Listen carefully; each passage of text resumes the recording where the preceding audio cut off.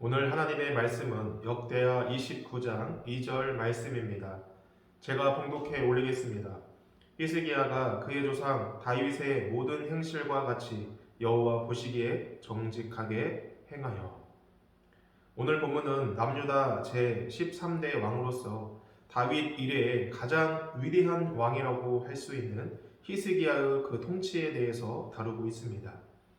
성경은 히스기야의 그 평가에 대해서 그의 조상 다윗의 그 모든 행위와 같이 여호와 보시기에 정직히 행하였다고 말씀을 합니다. 여호와 보시기에 정직하게 행하였다는 이 평가는 오늘 본문에 나오는 이 히스기야 왕을 비롯한 여호사밧과 요시야 왕에게만 적용된 그런 평가였습니다. 이것은 곧 히스기야가 남유다의 그 왕들 가운데 얼마나 선한 왕이었는가를 잘 보여주고 있는 것이죠. 그렇다면 히스기야가 이처럼 다윗 이래의 가장 선한 왕으로 평가를 받을 수 있었던 이유는 과연 어디에 있었을까요? 본문 1절의 말씀입니다. 히스기야가 왕위에 오를 때 나이가 25세라 예루살렘에서 29년 동안 다스리니라. 그의 어머니의 이름은 아비야요 스가랴의 딸이더라.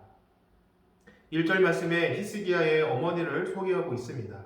그의 어머니의 이름은요 아비야요 또 스가랴의 딸이라고 말씀을 합니다. 히스기야 이 어머니의 아버지 곧 히스기야의 이 외할아버지 스가랴는 하나님께 정직하고 진실한 제사장이었습니다.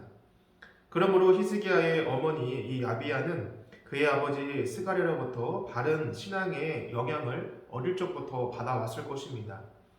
그 영향이 아비야의 아들 이 히스기야까지 이어져 여호와 그 신앙으로 올바르게 교육을 했던 것이죠. 그랬기에 히스기야의 아버지 그 아하스 왕이 그렇게 악하였음에도 불구하고 남유다의 그 왕들 가운데 가장 선한 왕으로 평가를 받는 것입니다. 이러한 사실은 우리 부모의 신앙, 특별히 우리 어머니의 그 신앙이 우리 자녀들에게 얼마나 많은 영향을 끼치는지를 잘 보여줍니다. 저를 포함한 우리 모든 부모님들께서 정말 하나님 앞에서 바로 서 있으시기를 바랍니다. 우리의 그 자녀들에게 믿음의 본이 되어주기를 소망합니다. 자녀를 위해서 기도하고 주의 말씀으로 우리 자녀들을 잘 양육하여서 하나님을 드러내고 하나님의 나라를 준비해가는 위대한 믿음의 자녀들이 되기를 주님의 이름으로 축원드립니다. 히스기야는 그의 어머니로부터 하나님을 어떻게 섬겨야 하는지, 하나님의 자녀는 어떻게 살아가야 하는지를 어릴 때부터 듣고 잘 배워왔습니다. 그렇기에 어렸을 때부터 어머니께 배운 이 여호와의 신앙이 그가 왕이 된 후에도 그 신앙의 교육이 열매를 맺게 된 것입니다. 자신의 아버지 이 아하스에 의해서 폐쇄되었던 그 성전의 문을 다시 열어서 수리를 하고요. 또 제사장과 레위인들을 소집하여서 성전을 성결하게 깨끗하게 합니다. 히스기야는 성전을 깨끗이 하면서 남유다가 겪은 그 고통과 위기의 그 원인을 이렇게 보았습니다.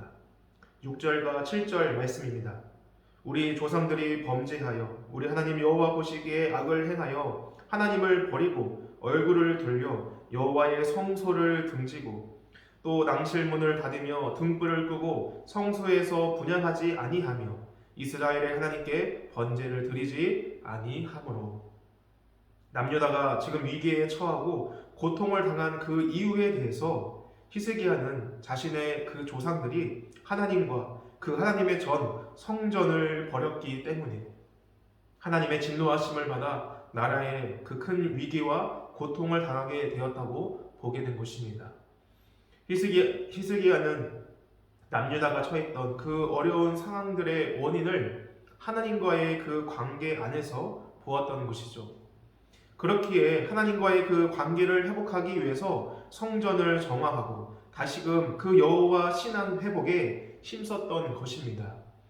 성도 여러분, 우리는 어떤 문제에 직면하였을 때 그 문제의 원인을 하나님과의 그 관계 안에서 우리는 찾아야 하는 줄 믿습니다.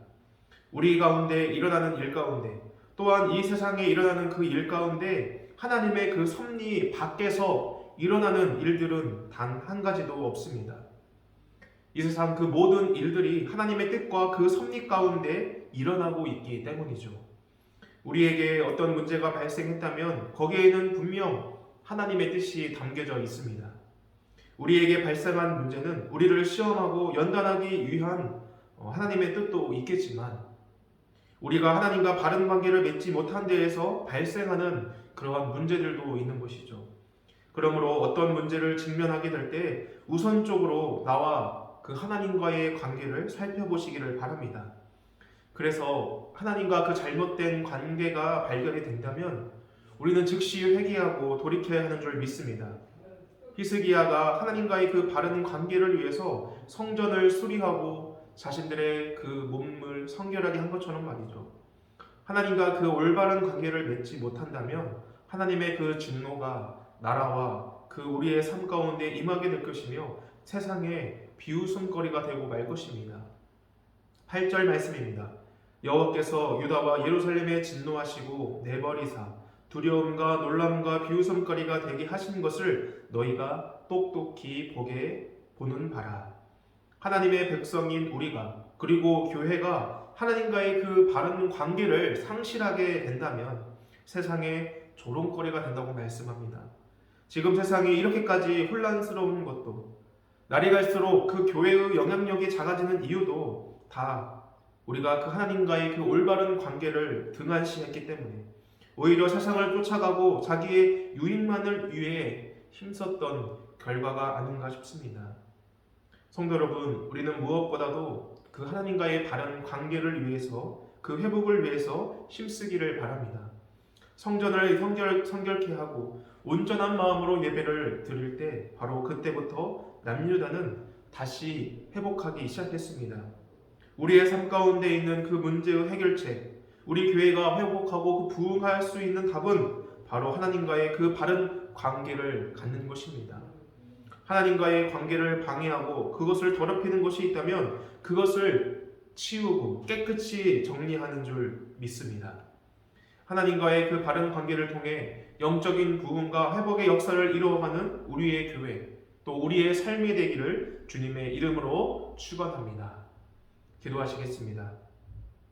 아버지 하나님, 하나님의 사람들을 찾기 힘들다고 하는 이 시대에 그 하나님의 사람, 그 믿음의 본이 되는 그 한 사람이 내가 그리고 우리가 되게 하여 주옵소서.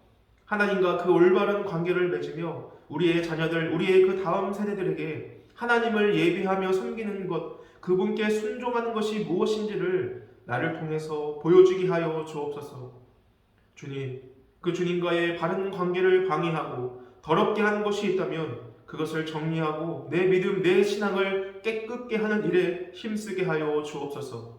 게으르지 말고 부지런하여 열심을 품고 주를 섬김으로 주님과의 그 바른 관계 안에서 함께 그 영적인 회복과 부흥 그리고 기쁨을 누리게 하여 주옵소서. 감사드리며 우리 주 예수 그리스도의 이름으로 기도드립니다. 아멘.